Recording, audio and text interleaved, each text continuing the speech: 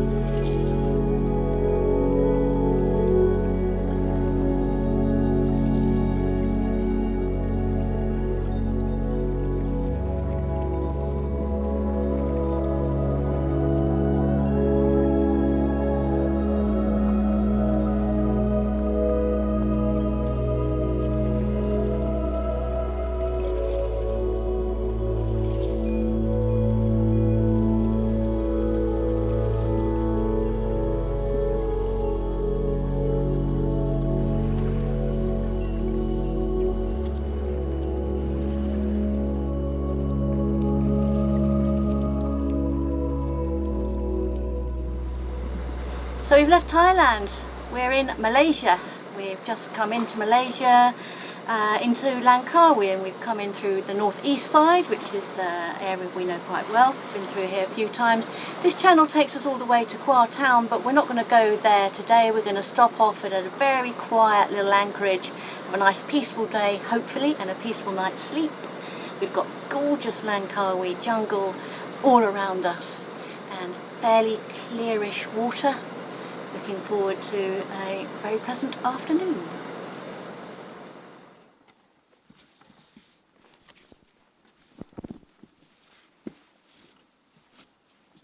We have a new method for attaching the snubber, and that's simply because in that really bad anchorage when we got 40 knots of wind coming through all night, the old one, which was attached using a rolling hitch, slipped slightly.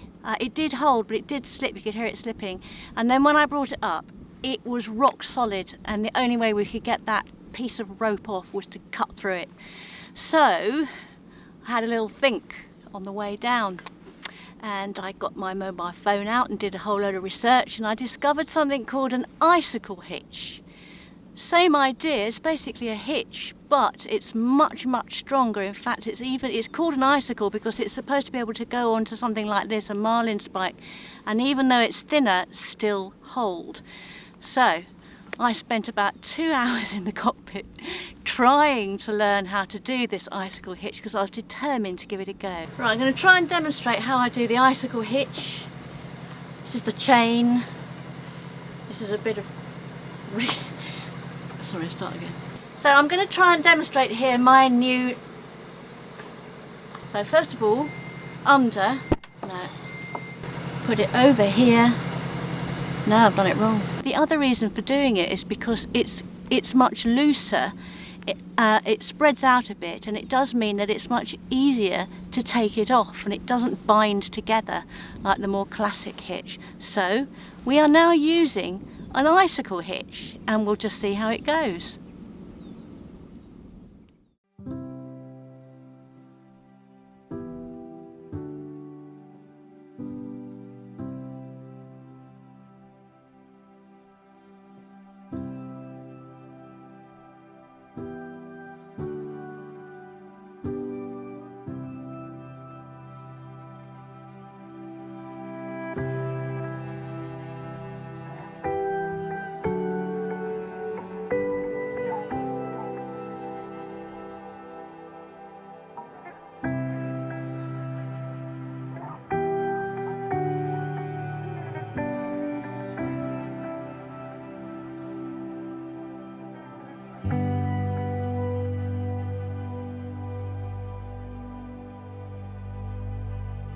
Oh, Langkawi, eh? Not just a duty-free haven for yachties full of mariners, where cruisers check in but can never leave. That's what it's known for, but it's also not just a resort island. There are loads and loads of hotels with $500 a night rooms, sure, but there's a lot more to it than that.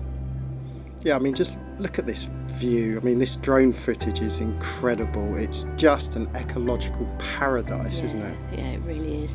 In fact, the whole of Langkawi archipelago is a UNESCO Global Geopark. I don't know if everybody knows that, but it really is.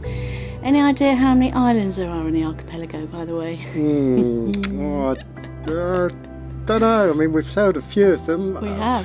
I don't know, 50? There's 99. Wow. I don't know if that includes just some of the little islets and rocks that we've seen, but anyway, most of them are uninhabited and all accessible only by boat, like most islands, of course. Yeah, well, that's brilliant for cruisers. I mean, you know, because of course we can anchor there and then we can take the dinghy and explore ashore. Yeah, it's absolutely brilliant. And this particular place where we are right now is one of 3 parks. It's the Kilim Karst Geoforest Park, reckoned to be the best one. And we have anchored in the other 2 as well. Yeah. There's Singer Bessa, and then there's the one locally known as the Fjord. Yeah, and we saw incredible wildlife, didn't we? We saw Bromley kites and white-bellied sea eagles, hornbills, spectacled langurs. We've seen them all. Yeah, well, it's the kind of place where you could stay for a year and just not see it all.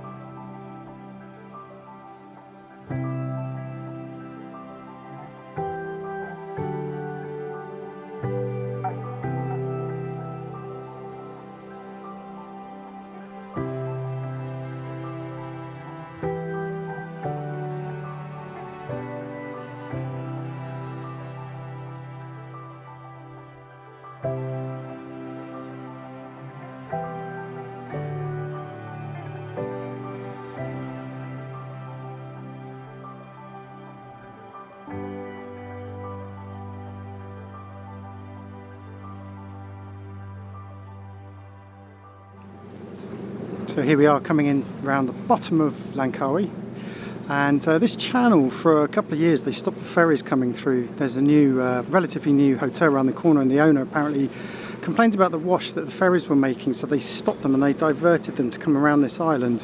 Seems as if that's been revoked, and now ferries are coming back through. That's a little anchorage that we've often stopped at. Very pleasant, but we need to go into Bass Harbour to check in. Anyway, better get back to it. Liz is down below editing videos, and so I'm navigating us around this corner here, and it should all be fine unless a ferry turns up, because it's quite a narrow little channel here. Fingers crossed.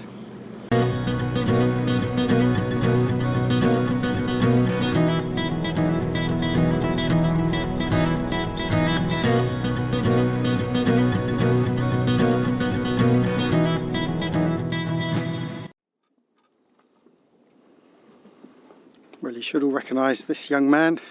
This is Phil from Zoom Sails, and if you remember Phil, well, he made our sails and appeared in one of our episodes all about our sails, and we had a chat with him, and we've invited him back on board because we are thinking, if funds permit at some point, that we may treat ourselves to a Code Zero. I'm just taking basically the measurement of the triangle that the Code Zero is going to fit in, so the three primary measurements, and it's as simple as that. And so the question is, how are we going to rig it at the front of the boat? What's the idea there? The idea is to fix the furler onto the bow just in front of the existing headsail furler to make it quite a simple cruising setup. So one of the key things that we've learned from Liverpool cruises is that we want to make this as simple as possible. In an ideal world, you put a bowsprit on, maybe a couple of meters to extend out, to run along here over past the bow roller and out so that it clears the push pit, the pull pit even. But as cruisers, when you want to put this up and take it down and there's only two of you, you want this to be as simple as possible, and obviously putting a bowsprit on does mean that you're having to lean out, and it puts the end of the sail outside of the boat. So another option that people go for is to try and keep it inside the boat, and one way that we could do this, we haven't decided yet if this will work or not, is to put a snap shackle right there so that the furler sits down here and it comes up through the inside here, keeping clear of the foresail furler. That's something we're just looking at the moment. So the way the Code Zero works is to have this furling line with a never-ending line on it, which is taken back to probably about the mast, and it's strapped on with a bungee cord just to keep the tension in that furling line. And then of course your sheets come back to at least amidships, if not a little further back. So we're just looking at where it may come back, and we happen to have a spare through deck fitting there,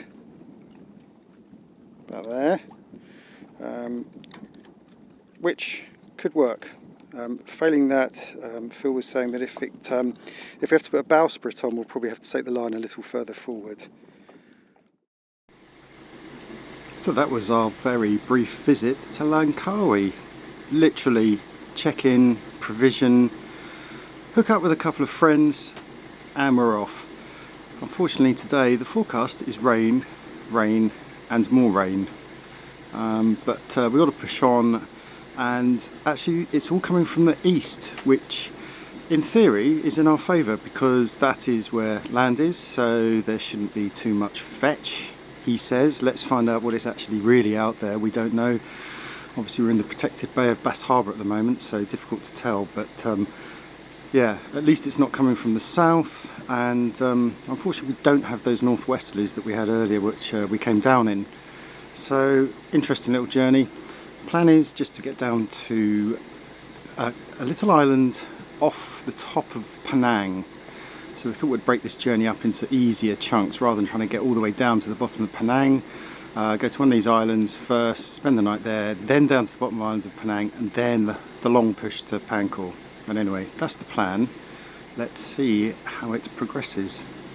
Poor old Liz out there in her bikini in the pouring rain, in the semi-dark weighing anchor. She turned to me, she said, well, only one of us needs to get wet, so that's very kind of her, isn't it? Of course, having said that, I'm the one that will stand at the helm, so I've actually got my waterproofs on Not that they're really that waterproof anymore, they're losing their waterproofness, but it's quite cold, relatively speaking, in terms of the tropics. So I hope Liz gets the anchor up soon. The only problem is that it's caked in mud, so she's having to hose down every few foot of that chain as it comes up.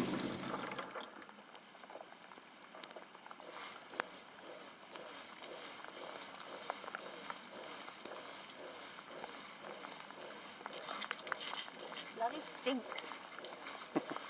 That's Bass Harbour for you.